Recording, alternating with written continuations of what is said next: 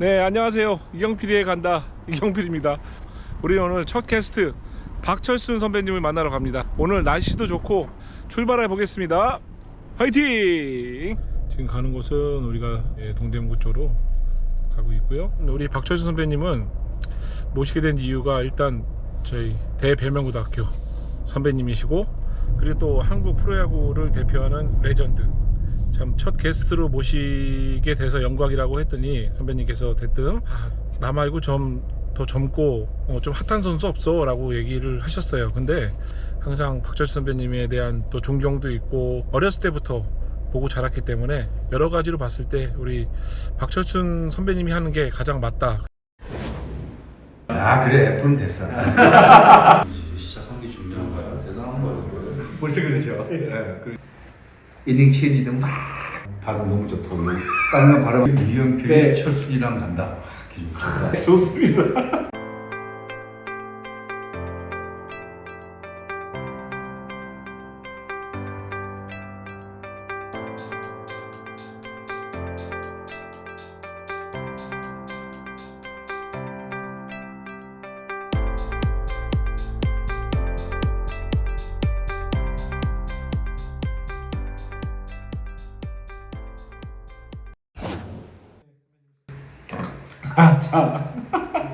야, 이경필이 간다. 첫 번째 게스트로 우리 대선배 박철순 선배님 모시고 한번 진행해 보겠습니다. 사실은 이 초대함에 있어서 제가 뭐 참 어떻게 보면 결례죠. 그냥 이렇게 후배라는 강한 무기로 첫 번째 이렇게 초대하게 됐는데 이렇게 나와주셔서 너무 감사합니다. 영광입니다. 네, 맞습니다. 선배님 거를 이제 나오기 전에 조사하느라고 아주 밤새고 영상을 몇 개를 봤는지 모르겠습니다. 이제는 방송 좋은 말을 해야 되잖아요. 예. 아프고 뭐 가슴 아프고 슬픈 얘기밖에 없는데. 아니 근데 그것을 딛고 또 일어나셨잖아요. 그래서 불사조라는 또 호칭을 받고 있으니까. 그렇습니까? 예, 그럼요. 제가 그래서 선배님 처음 모신 것도 사실 그래서 그런 거예요. 제가 또 유명한 선수도 있고 젊은 선수도 많은데 왜 나를 구태여하느냐라고 했잖아요. 네. 근데 저는 어려운 위기를 딛고 그 불굴의 의지로 일어선 것을 제가 모티브로 삼고 하고 싶다는 게 제 유튜브 저희 알겠습니다. 정체성이거든요. 프로야구 원년 멤버로 최고의 레전드 선수로 좀 이름을 날리고 있는 우리 박철순 선배님이신데 최근 근황이 어떠신지 한번 묻고 시작하겠습니다. 그래서 뭐 사업하다가도 이제 접었고, 뭐 요즘은 뭐 이제 나이도 나이만큼 먹었고, 네. 조용히 잘 쉬고 있습니다. 야구 뭐 코치든 해설위원이든 여러 가지 좀 제의가 많았던 걸로 알고 있는데. 성격 탓이죠. 성격 다. 탓이고, 이 지도자, 특히 감독이라는 자리는 감독 묻기가 따로 있어요. 네. 일단 포용력이 강해야 되고, 네. 그런 면에 비해서 제가 많이 그런 건 부족하지 않았나, 좀 그렇다고 봐요. 제가 보는 선배님은 그래도 이제 후배를 굉장히 아우를 줄 알고, 이제 들려오는 소문은 굉장히 이제 후배들을 위해서 제자들을 위해서 서는 코치다라는 이제 평이 많았는데. 지나고 보니까 결코 그게 선수를 위해서 잘하는 일이 아니었구나 생각이 들어요. 오히려 더 혹독하게 하고 더 혼을 내고 더 정신 차리게끔 했어야 되는데, 네네. 뭐 선수들 편에서 뭐 잘해주셨다 그러는데 그렇게 말씀하셨잖아 지금. 네네. 거꾸로 가야 돼. 더 혼을 냈어야 돼. 지금 제 나이 되면 좀 이렇게 막 엉뚱한 얘기나 재미없는 얘기 보면 젊은 애들 들어가면서 저런 거 꼰대 소리 들어 그런 말이 그렇죠. 많이 많이 하죠. 요즘 저도 들어요. 그런 얘기. 벌써 그렇죠. 네. 우리 제대로 운동할 때는 제일 압도로 들리는 게 정신력이었구나. 그렇죠. 정신력. 처음으로 비록 마이너리그이지만 미국 프로야구에서 제일 처음 들었던 게 비싼 집중력 더 갔죠. 그 당시에 저희들 한국에서는 개새끼 그렇죠. 정신이 떨어졌어. 맞아. 정신이 없어서 안 돼. 그렇죠. 아이들에게 야 정신 차려, 엎드려, 뭐 하는 거야? 그냥 어떻게 보면 그 지금은 이제 학폭이라고 얘기하지만 그때는 학폭이 아니고 어떻게 보면 그냥 관행이었잖아요. 그죠? 그렇죠. 또 뭐 굳이 뭐 간행이라기보다도 다 집단마다 다 그게 기강이 있고 훈련 방식이 있고 룰이 있잖아요. 그렇죠. 요즘 뭐 학폭 그러는데 저도 거기서 자유스럽진 않잖아요. 사실 알잖아요. 대학 다닐 때 어떨 때는 막 참 눈물이 날 만큼 막 가슴이 아프고 그랬는데 학폭 없어져야죠. 제가 만약에 은퇴생활을 하고 지도자가 되면 절대 그렇게 윽박지는 않아야지 그게 밝혔었던 것 같아요. 저도 사실은 최근에 박명환 유튜브에 나가서 찬호 형 얘기를 이제 언급하는 바람에 이제 그게 이제 박찬호 선배를 어떤 학폭의 주인공으로 제가 그 얘기를 했던 건 아니거든요. 아, 그럼요. 그 당시에는 아시겠지만 위계질서잖아요. 네, 선후배 이제 군기도 있었고 여러 가지가 있었는데 그런 의미에서 얘기를 했는데 그런 부분은 제가 또 인정을 합니다. 제가 잘못한 거고 나 아닌 다른 분을 와서 얘기하는 거는 안 된다라는 것을 제가 뼈저리게 느꼈고 거기에 또 국민 투수인데 사실 박찬호 선배를 언급한다는 건 제가 물론 그런 의도는 아니었지만 그 의도에 빗나가게 얘기가 나간 것 같아서 그렇죠. 그거에 대해서 참 이 말이란 게 무섭구나. 네, 아주 호되게 제가 아는 분들은 이경필 위원을 아시는 분들은 그렇게 생각 안 할 텐데 너무 걱정하지 마세요. 그러면 야구를 처음에 어떻게 시작하게 되셨나요? 초등학교죠. 지금 6학년 학교 등교를 하는데 공고를 붙여놨어. 네. 특활로 야구부를 모집을 한대. 특별 활동. 예, 야구부가 없었어요. 야구가 없었군요. 그래서 이제 수업 끝나고 이제 갔더니 수십 명이 이제 왔죠. 그때는 공부받을지도 모를 때지. 달리기를 일정을 했어. 운동장 5바퀴 도는데. 저희들은 이제 초등학교 때 그걸 했어요. 공고. 네. 물랑말랑한 거. 네. 뭐 한번 잘못 치면 펑 하고 터져. 아 그래요? 그리고 하드볼은 홈킥이라고 했잖아요. 근데 홍키라고 그랬고. 네. 그건 어디서 나온 말인지 모르겠지만 홈킥공. 글로브도 그 미군 부대에서 나오는 흘러나오는 거. 손에도 안 맞는 거. 이만한 거 그런 거. 그렇죠. 그때 뭐 국내에서 제작을 할 수 있었던 것도 아니고 글러브를 그죠? 미즈노였어요. 야구 용품. 미즈노. 거의가 배트부터 글러브 그때는 유니폼 뭐 그런 거는 상상도 못했대. 그렇죠. 10명을 추렸는데 그때 이제 김용희 감독님, 네. 김용희 감독, 그 김용철 감독, 김용철 감독, 그다음에 차동열 코치. 차동열 코치. 거기 뭐 걸출한 뭐 선수들이 네. 그 특별활동 모임에 다 모인 거네요. 그렇죠. 정말 취미로. 취미로. 그때 이제 처음 시작하게 된 거예요. 야구라는 거. 중학교를 네. 야구부인 학교로 가게 됩니다.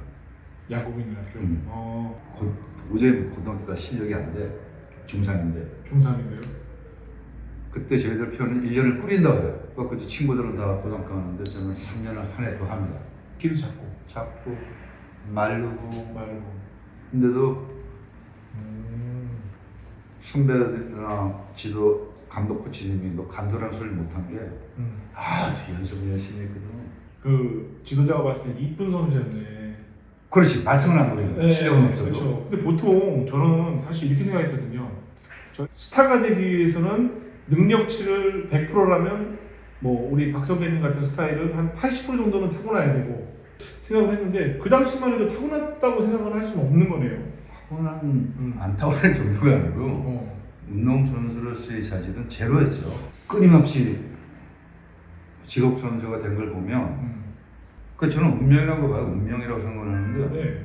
후배 코치님도 물어보고 근데 얘는 이렇게 실력이 없는데 어떻게 해요? 저기야 나는 고3 때까지 시합도 못 뛴 놈이다. 그래. 크게 피는 놈이 늦게 피는 놈이 있어.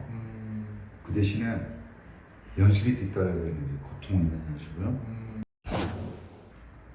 걔들 외절에 그 TV나 이렇게 보면은 떠세서 하기예요. 막 껌이나 짝짝 죽는 거 같죠? 네. 또 살바랑 이럴 때 없어 찬바람 쌩쌩 불어요. 서로 동료들 간에도 경쟁 의식이고 뭐 미국 메이저리그는 선후배 관계가 없고 아주 편하다. 개소리고 살벌해요. 축구 배고프면 빨리 열심히 해서 메이저리그로 가라는 게 스프링 캠프가 일주일에 2번씩 마이너리그 투수를 불러요. 라이브 피칭 하라고. 예. 그때는 몇 킬로 정도 나오셨어요? 그때 92마일, 93마일 났어요. 92좀 빨랐죠, 동문이. 140대 후반 던지면 빠른 거 엄청 빨랐었죠, 그쵸? 그쵸? 와, 그럼 그 당시에 그 정도였으면은 야 정말 굉장히 예, 눈여겨볼 선수였네요. 근데 메이저리그 애들 다 와서 구경하는 거예요. 신기한 거야. 모든 게 게다가 내가 달리기 말고 이길 수 있는 게 없었어요. 볼 빠르기도 92말, 93말이었으나 중간 정도. 거기 일주일에 한두 번 불려가는 게 즐거웠던 게 우리는 딱 가면은 스프 나오고 스 네. 그다음에 요만한 비스켓 네. 한컵 받아서 비스켓 집어넣고 먹는데 거기 메이저리그 딱 가면 매칭 철거 스테이크 있고 그렇죠. 그렇죠. 아니 제가 찬호 형이 초대해서 대학교 때 스프링 캠프를 초대받았는데 라카룸이 딱 다르더라고요. 다르죠. 다른데 저는 놀란 게 음료수는 요 트리플 A는 탄산 음료가 있어요. 콜라 뭐 사이다가 비치돼 있는데 이쪽은 게토레이가 있는 거야. 너네가 초대받고 여기 캠프에 참가했지만 너는 트리플 A 여기만 써라, 라카룸만 써라. 그 샌드위치 그 한 조각 딱 이제 하나씩 먹게 되고 저기는 이렇게 살짝 봐도 아유 뭐 이렇게 쫙 깔려 있잖아요. 차이가 엄청나죠. 맞아요. 그래서 근데 그때 들어보니까 그 차이가 있어야 더 열심히 해서 이제 메이저리그 올라갈 수 있는 또 그런 각오를 갖는다라는 그러니까. 그런, 맞아요. 우리나라 프로야구도 보면 그런 게 조금씩 지금 2차 작업이 있는 게 아닌가. 거기 그 틀에 좀 같이 있는 게 아닌가. 그 이제 일반 프로야구도 2, 30년 동안 그랬대요. 막 그 이제 레벨이 올라가다 보니까 네네. 신체가 오더래요. 신체가. 김책이가 여기 메이저리그를 잡을 만한 걸 또 치고 가야 되는데 네. 원동력이 안 나온다는 거죠.